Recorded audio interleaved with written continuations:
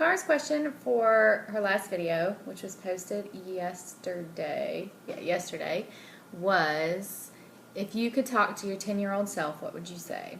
Now, I don't mean to depress you at all in this video, but I would say one thing and one thing only to my 10-year-old self. I would say you are beautiful inside and out.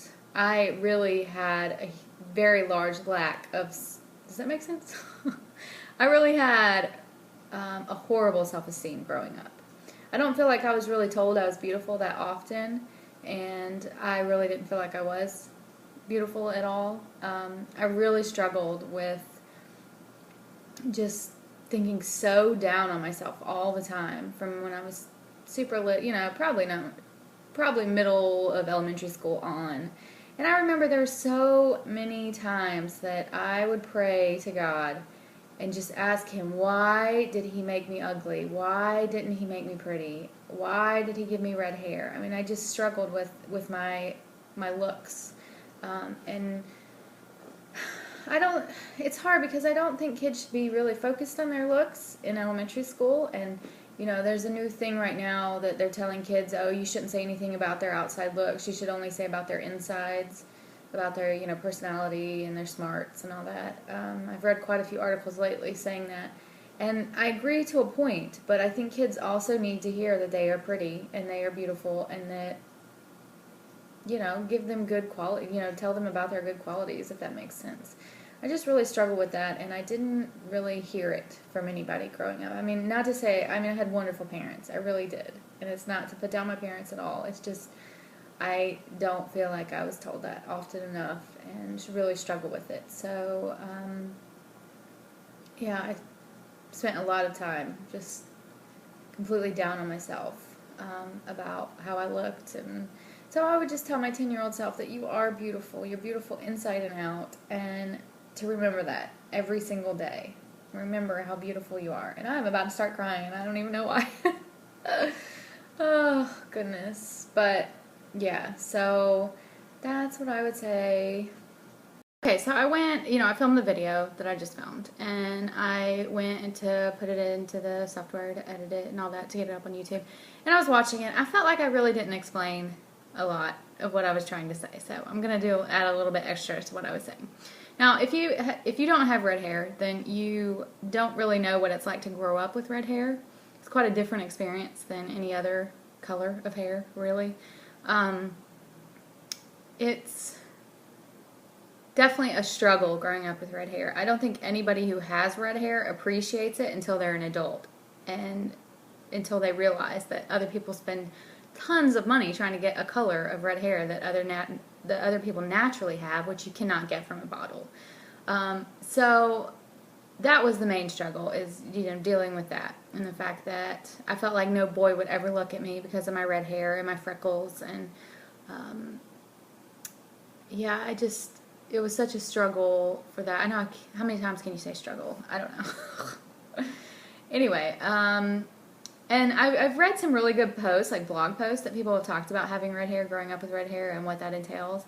And I wish I could put that into words, because I totally agree with a lot of that. And I wish I needed to, sit down and kind of formulate my thoughts and really talk about that, how it was to grow up with red hair. You get really tired of hearing the nickname Red. Every person wants to call you Red, especially older men. They always want to call you Red, which is quite annoying. Or Carrot Top, or, there's plenty of nicknames. But, so, I wanted to clarify that. And then I also want to say, probably when I hit about 19, somewhere around there, I finally started to see myself in a better light. I started to get a little bit more self-esteem, at least for what I look like. The inside was still a wreck. I didn't get self-esteem for myself until probably 25, 26. I had I still have two amazing best friends that kind of helped me to develop who I am as a person. And without them, oh my gosh, I'm still crying. Without them, I would have never been who I am today, because I was kind of stuck in this shell for my life. And I am so sorry to depress you. If you want to stop watching, then stop watching. But I just have always had a really low self-esteem about myself.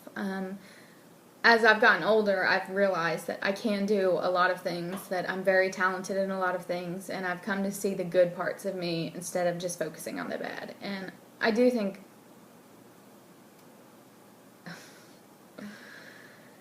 let me just take a minute.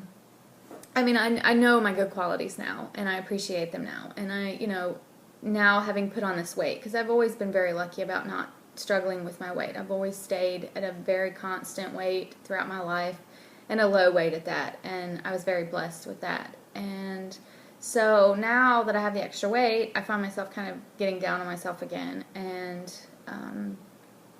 then I have to just remind myself that it's fine. A little bit of weight is not a big deal.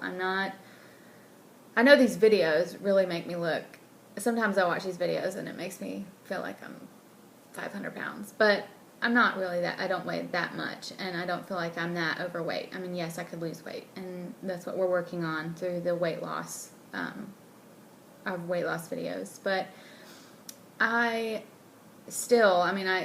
I kind of have to remind myself every so often that you are beautiful inside and out. And so I say it to my 10-year-old self, and I still say it to myself today, and I still remind myself of that on a regular basis. So I don't know why, I just felt like I needed to add a little bit extra to my video. Anyway, thanks for listening, and sorry for the sob story, and yeah, we'll go to a lighter note for the next question. How about that?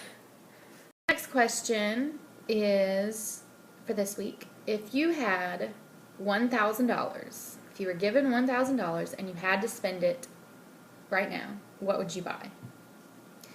Now, as I've been, I came up with this question. I've been thinking about it all today, trying to figure out what would I actually buy. I always have a hard time coming up with, when I actually have money to spend, I have a hard time coming up with things that I really want. I'll think of things, when I don't have the money, or, if I'm just looking around, I'm like, oh yeah, I really want to buy that. And then I totally forget when it comes time to actually buy something or get a gift for myself, like birthday or Christmas or something. So I'm really bad about that. But I think what I would say is decorate my house more. I really want to spend some good money and add some pieces throughout the house. I mean, we've pretty much got all of our solid furniture, all the big pieces.